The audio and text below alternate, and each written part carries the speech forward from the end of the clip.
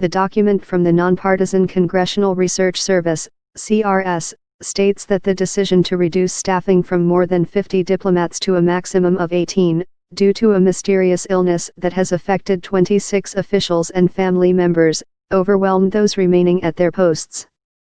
Because of the reduction in U.S. staff, U.S. officials maintain that those officers at post often wear 2 or 3 hats in terms of responsibilities, read the report, issued at the request of New York Representative Eliot Engel, the ranking Democratic member of the House Foreign Affairs Committee.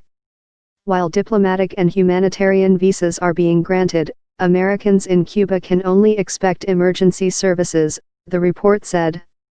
Outreach to civil society and human rights activists has also been reduced at a time when Cuba is transitioning to a new generation of political leaders, internet access is spreading, and a revamped constitution is headed for a referendum vote.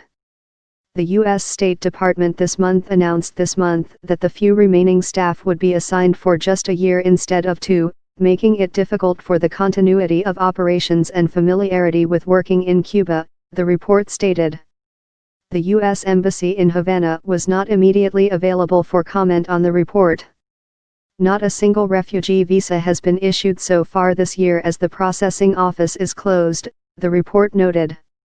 Often granted to government opponents claiming persecution, a total of 177 such visas were issued in 2017. The Trump administration insists the current policy will remain in place until the mystery of the health problems among diplomatic staff, which it often refers to as attacks, is solved. Staff have suffered symptoms such as hearing loss, dizziness, fatigue, and memory issues, according to the State Department. Cuba, the United States and Canada, whose diplomats were also affected, have been investigating the incidents for 18 months.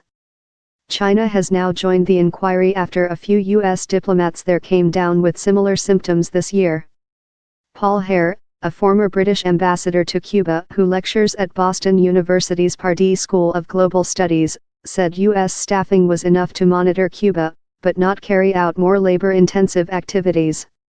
Reporting by Mark Frank.